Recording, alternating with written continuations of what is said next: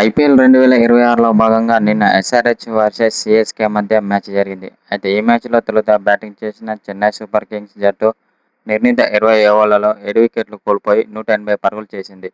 అనంతరం లక్ష్య ఛేదనలో బ్యాటింగ్ చేసిన సన్రైజర్స్ హైదరాబాద్ జట్టు 19 ఓవర్లలో 5 వికెట్లు కోల్పోయి 180 పరుగుల లక్ష్యాన్ని ఛేదించి 5 వికెట్ల తేడాతో ఘన విజయం సాధించింది.